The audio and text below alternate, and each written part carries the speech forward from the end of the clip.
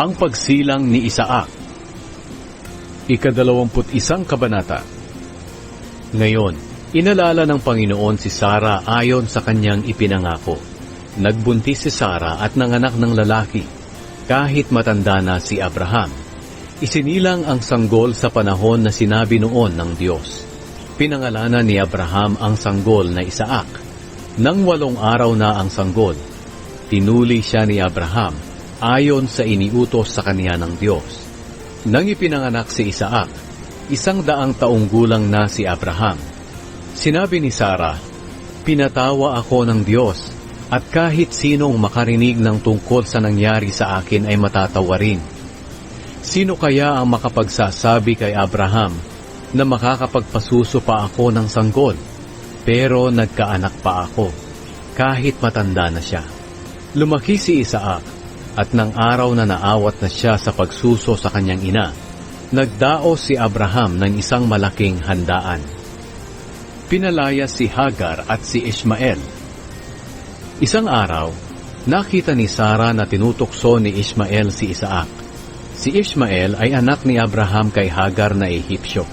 Kaya sinabi ni Sara kay Abraham, "Palayasin mo ang babaeng alipin at ang anak niya, dahil ang anak ng babaeng alipin ay hindi maaaring makibahagi sa mamanahin ng anak kong si Isaac." Labis itong ikinalungkot ni Abraham, dahil anak din niya si Ishmael. Pero sinabi ng Diyos sa kanya, "Hindi mo dapat ikalungkot ang tungkol kay Ishmael at kay Hagar. Sundin mo ang sinabi ni Sara, dahil kay Isaac magmumula ang mga lahi na aking ipinangako. At tungkol naman kay Ishmael, bibigyan ko rin siya ng maraming lahi, at magiging isang bansa rin sila, dahil anak mo rin siya." Kinabukasan, maagang kumuha si Abraham ng pagkain at tubig na nakalagay sa sisidlang balat, at inilagay niya ito sa balikat ni Hagar. Pagkatapos, umalis si Hagar kasama ang kanyang anak. Naglakbay sila sa ilang ng Beersheba na hindi alam kung saan sila pupunta. Nang naubos na ang kanilang tubig, iniwan niya ang anak niya sa ilalim ng isa sa mga mababang punong kahoy, at lumakad siya na may layong mga 100 metro mula sa kanyang anak. Doon siya umupo at umiiyak na nagsabi sa kanyang sarili, "Hindi ko matitiis na pagmasdan ang kamatayan ng anak ko." Ngayon narinig ng Diyos ang iyak ng bata. Kaya sinabi ng anghel ng Diyos kay Hagar mula roon sa langit, "Ano ang gumugulo sa iyo, Hagar? Huwag kang matakot. Narinig ng Diyos ang iyak ng anak mo. Tumayo ka at ibangon mo ang bata, dahil gagawin kong malaking bansa ang kanyang mga lahi." Pagkatapos, may ipinakita ang Diyos sa kanya na isang balon. Pumunta siya roon at nilagyan ng tubig ang sisidlad niya. Pagkatapos, pinainom niya ang kanyang anak.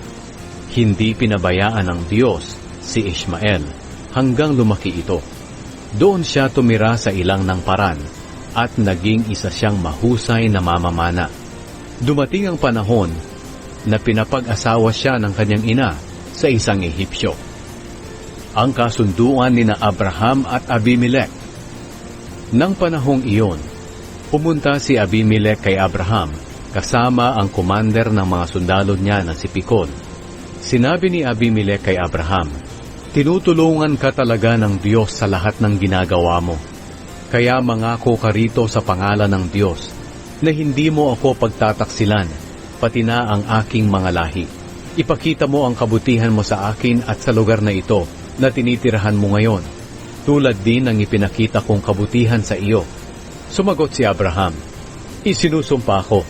Pero dumaing si Abraham kay Abimelech tungkol sa balon na inagaw ng mga alipin niya. Sinabi ni Abimelech, "Hindi ko alam kung sino ang gumawa niyan.